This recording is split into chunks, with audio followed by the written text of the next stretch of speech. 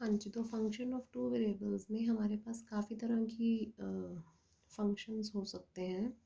जैसे अगर हमारे पास आ गया sine x plus sine y plus sine of x plus Y.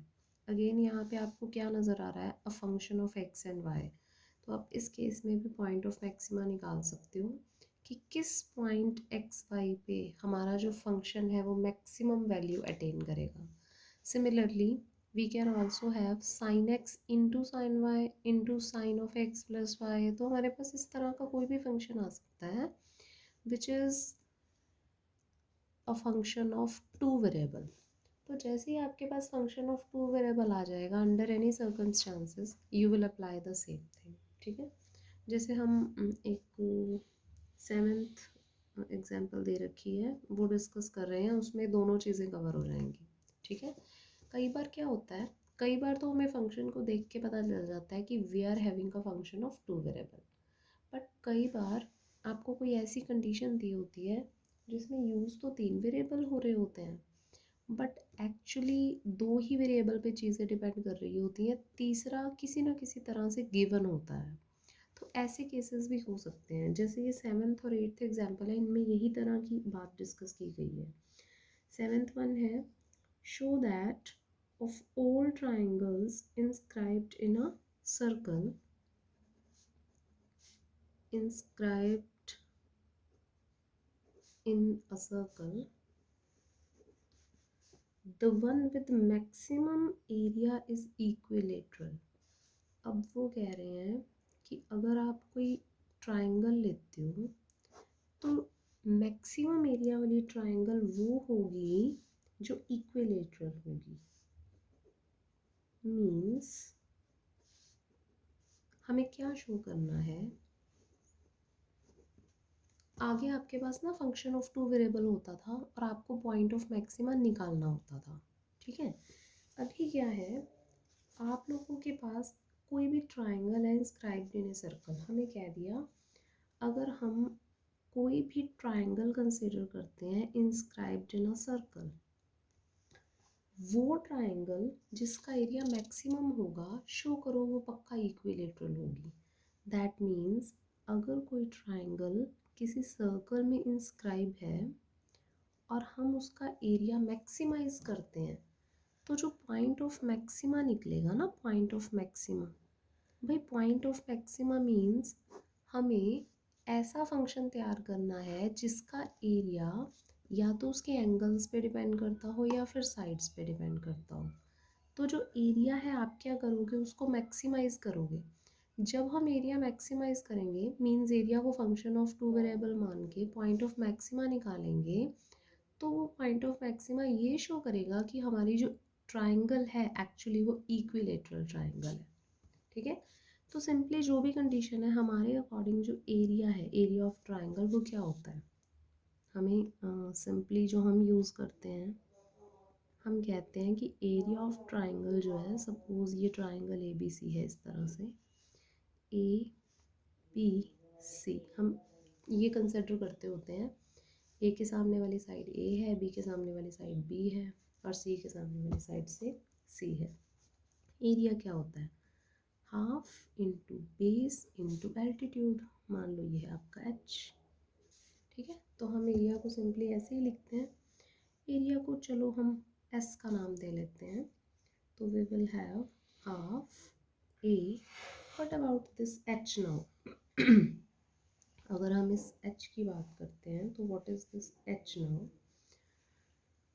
अब हमारे पास ये जो ए बी सी एंगल्स हैं, हम इन पे ही काम करने वाले हैं क्योंकि ये वेरिएबल्स हैं ना, ट्राइंगल जैसे जैसे चेंज होती जाएगी ये एंगल चेंज होते जाएंगे। तो हम क्या करते हैं, इन एंगल्स का कुछ पर्टिकुलर नाम एक्स वाई जेड ऐसे सपोज कर लेते हैं और इन्हीं का ही फंक्शन बनेगा आपका एरिया एस। जब आप एस को मैक्सिमाइज करोगे तो ऑटोमेटिकली प्रूव हो जाएगा कि जो आपके पॉइंट ऑफ मैक्सिमा है, जो भी वो निकल रहे हैं, वो आपको क्या दे देंगे, इक्विलेटरल ट्राइंगल। बच्चे इससे आपको आइडिया तो पहले ही हो गया कि आप क्या प्रूव करना चाहते हो। ट्राइंगल इक्विलेटरल कब होती है, जब उसके तीनों एंगल्स इक्वल हो जाते हैं। ठीक है, तो एच की अगर हम बात करें, आप ध्यान से देखो, इसको हम एल का नाम दे देते हैं इस पॉइंट को। तो अगर आप ट्राइंगल ए एल सी इस ट्राइंगल को देखें तो जेड के सामने परपेंडिकुलर है, तो आपका एच अपॉन बी जो है वो क्या है, साइन जेड। दैट मीन्स जो ये एच है this is nothing but b sine z. तो ये कंसिडर करने का एक तरीका होता है कि किस तरह से हम चीज़ को कंसिडर कर सकते हैं। ओके, अब यहाँ पे हमारे पास ए भी आ गया, बी भी आ गया, साइन जेड भी आ गया। ए बी तो साइड्स हैं और जेड एंगल है। अब हमें क्या करना चाहिए, सारा कुछ एंगल्स में या सारा कुछ साइड्स में चेंज कर देना चाहिए। तो सिंपली हम साइन फॉर्मूला ट्राइंगल्स का मोस्टली यूज़ करते होते हैं कि किसी भी ट्राइंगल के अंदर जो साइन फॉर्मूला है वो मोस्ट यूज़फुल होता है, बहुत ज़्यादा यूज़ किया जाता है। ए अपॉन साइन ए आप लोग उसमें भी यूज़ करते हो, स्टैटिक्स में भी। B upon sine B is equals to C upon sine C. किसी भी ट्राइंगल में ये जो रेशो होती है ये हमेशा प्रोपोर्शनल होती है। इसको हम सम कॉन्स्टेंट्स के लिखते हैं, क्योंकि हमें किसी भी कांस्टेंट की ज़रूरत होती है तो हम के डाल देते हैं, बट एक्चुअली ये किसके इक्वल होता है, 2r। ट्रिग्नोमेट्री में जहाँ इस रिजल्ट को प्रूव किया जाता है ना, this is known as sine formula. तो वहाँ पे ये जो रेशो है ये 2r के बराबर होती है। दो फॉर्मूले होते हैं, ये साइन फॉर्मूला है, कोस फॉर्मूला भी होता है। मैंने स्टैटिक्स में मूवमेंट में अभी रिसेंटली ही आप लोगों को बताया था कि cos C a square plus b square minus c square divided by 2ab। ठीक है, तो यहाँ से अब हमें ये भी समझ में आ रहा है कि ए और बी को हम कुछ एक्स और वाई में लिख सकते हैं, है ना। तो इस तरह से अगर हम ए की बात करें तो ऑब्वियसली वो 2r sign A, capital A को मैंने एक्स मान रखा है ना। तो अब देखो, अगर हम ए की बात करें, capital A is nothing but x, this is 2r sine x. ऐसे ही अगर बी की बात करें, this is nothing but 2r sine y. जैसे आप लोग ये वैल्यूज सब्सटीट्यूट करोगे तो आपका जो एस है वो आपको कैसा दिखता नज़र आएगा, half 2r sine x 2r sine y sine z. जितनी भी कांस्टेंट क्वांटिटीज़ है सारी की सारी आप एक तरफ इकट्ठी कर लीजिए, तो you will have simply s by 2r square is equal n to sine x sine y sine z. अब आपको ये भी पता है आप एक ट्राइंगल में काम कर रहे हैं और ट्राइंगल में आपके तीनों एंगल्स का सम भी ऑब्वियसली पाई के इक्वलेंट होगा। तो आप अपने z को pi minus x plus y ऐसा भी रख सकते हैं ना। ठीक है, तो ये जो है इसे हम एक function of two variables simply consider कर सकते हैं, क्योंकि फंक्शन तो यही बना ना, इसमें तो कोई वेरिएबल है ही नहीं, तो सारी सारी क्वांटिटी कांस्टेंट बन चुकी है।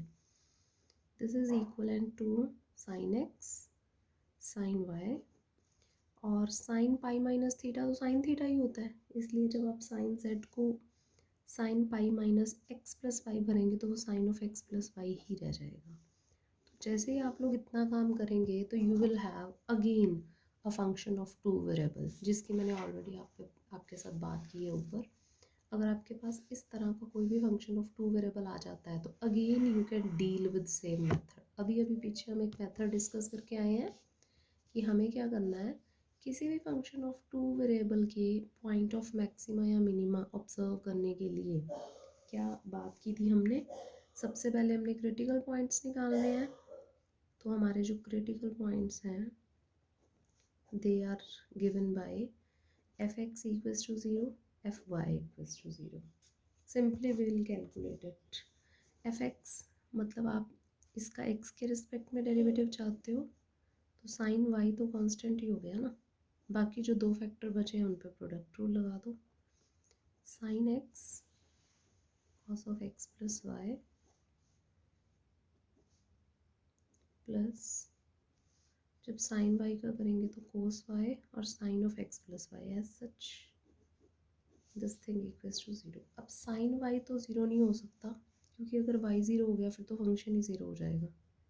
ठीक है, तो इसलिए यहाँ से आपके पास sine y this is nothing but sine a cos b plus cos a sine b, तो it gives you obviously x plus y, ठीक है, means sine y sine of 2x plus y, ठीक है। सिमिलरली एफ एक्स ज़ीरो ने आपको ये दिया है तो एफ वाई ज़ीरो ने बाय सिमिट्री साफ पता लग रहा है sine x sine of x plus 2y बन जाएगा वहाँ पे, ठीक है।